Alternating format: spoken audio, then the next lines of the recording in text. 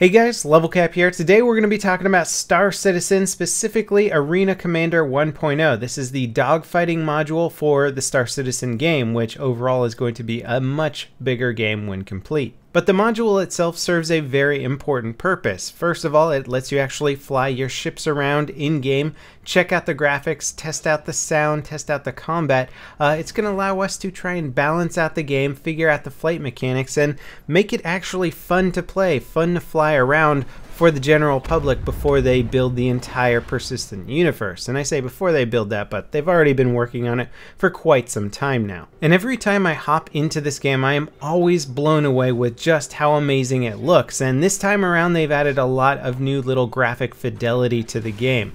Just every little detail, every little thing you see is really impressive. From missile explosions to the planetary rendering below to space dust simply traveling past the window of your spaceship, everything looks incredible. This is without question, even in its incredibly early phase, the best looking space sim game I have ever seen. That being said, Arena Commander 1.0 is still loaded with tons of bugs, and I wouldn't even really call it Arena Commander 1.0. It's more like 0.95, but you know what? It's close enough for the diehard fans of the game to get in, check out their ships, and test out some cool little features. Right now I'm using this new little blaster pistol that pilots get to basically shoot holes in my cutlass that I've managed to land here on the landing pad. And it's really cool to just admire the damage states of the ships in this game. I know a bunch of the ships are not finished in terms of how they're actually going to come apart, but it really does give you an appreciation for the graphics fidelity when you're destroying a ship this close up. The more polished Star Citizen gets, the less it looks like an indie game, and we may have to redefine what we expect from an indie title these days. Star Citizen, as I've mentioned before, is the largest crowd-funded project in history, and even though we can still classify it as an independent game, it doesn't mean it's got a small indie budget. And this new ship here, the Mustang, is certainly a good way to show off the beauty of this game engine. The cockpit is extremely open, gives you a lot of freedom to look around and see the environment around you, give you great environmental awareness in dogfights, and it's got some cool new little toys that have just come out in the Arena Commander 1.0 patch. Basically dumbfire rockets. These things work kind of like bullets. They're very, very fast, except they have a big explosive impact when you hit your target. In fact, sometimes it might just look like a ship in front of me is exploding because you don't really see the missile fire. And as we get these cool new weapons and ships that kind of add a bit more variability to the test environment here, it really starts to feel more like a game and less like a test environment. Before, I just felt like we were flying ships around in space, testing things out, but there wasn't much of a game behind it. It was just sort of like, look, check out the damage models, check out some of the gun setups, check out some of the cool lock-on missile features, but it didn't really feel like there was an objective, a game. It wasn't too fun to play, it was more interesting to look at. Now the game's actually becoming fun. I won't say it's becoming balanced by any means. There's tons of lock-on missiles that just blow you out of the sky and make you feel like there's not a whole lot you could do to evade them, but at the same time, therein lies the complexities of space fighting, and I'm sure lots of strategies and interesting tactics will evolve from the weapons that your opponents have.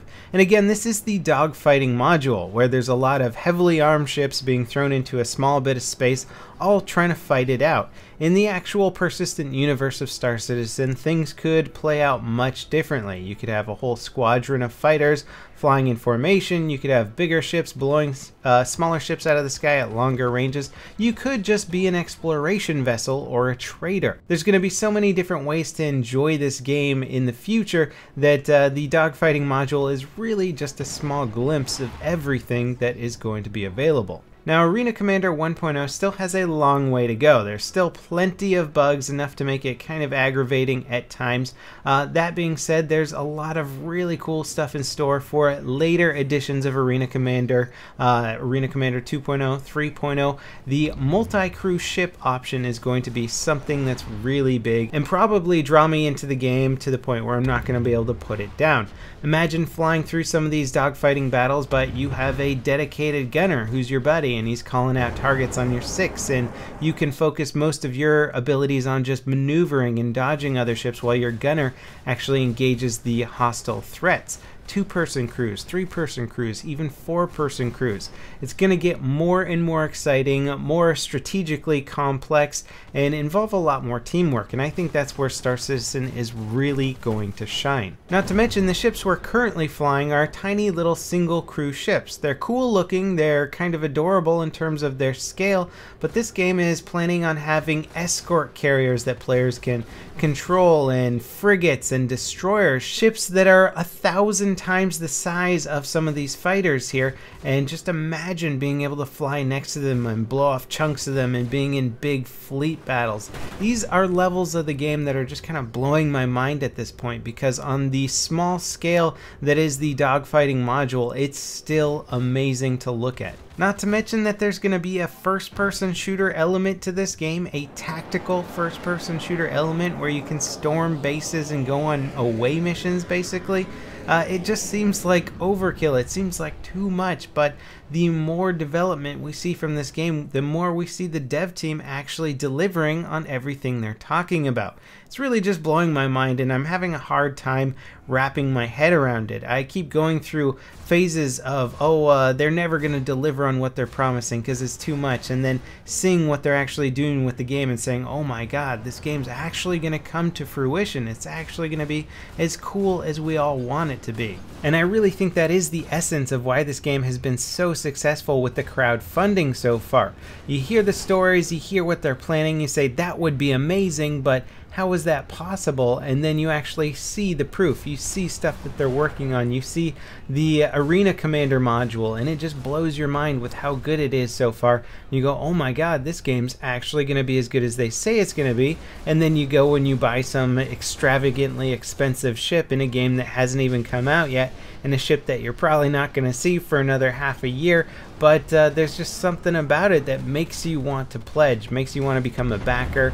And I will admit that I recently just bought a fairly expensive ship. I got a Carrack, which is a larger exploration vessel. It's a multi-crew ship. It looks beautiful. It's got turrets, it's got different guns on it, it's got a nice cargo bay, a rover for exploring planets. All this cool crap on the ship. It looks like a ton of fun, and the game really just sold the idea to me. After seeing what's going on in Arena Commander and the plans for the giant persistent universe, I just look at this gameplay here and say, you know what, I want to fly a really big ship through this universe, land it on a planet, explore that planet, chart new jump points. That sounds amazing. It sounds like a ton of fun. Now, one area of the game that certainly gets a lot of attention from the fan base is the flight model. How do you control your ships? How do you aim your ship? How is that going to be in the final game? And it's gone through a bunch of different iterations, from being able to aim with the mouse and change the trajectory of your gimbaled turrets, to using the joystick and having all your weapons basically aiming directly center, and the different controls and precision that that gives you. It's pretty complicated, and there's a lot of stuff to learn because there's 6 degrees of freedom. I really hope this game can avoid making the mistake of becoming overly complicated, making it hard for new players to get into. I love the freedom of movement in ships.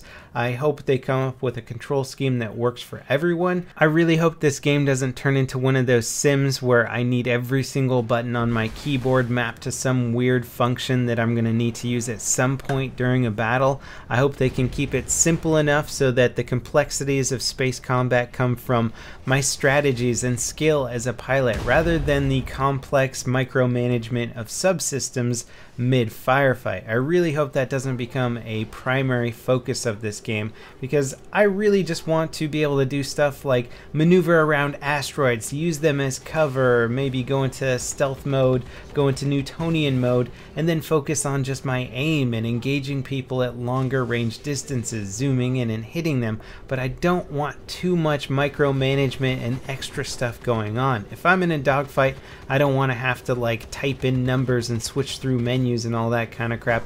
I hope they can kind of keep it simple. Obviously, multi-crew ships can have much more complex operations because you have different people managing different systems, and then the pilot can focus on piloting, the gunner can focus on gunning, and the shield technician can focus on shields, or something like that. Anyways, you can see I'm quite passionate about this game, and I'm just trying to share that passion with you guys. Hopefully there'll be a lot more Star Citizen content on this channel in the near future. I hope you guys enjoyed this video, and I'll see you next time. This is LevelCap signing off.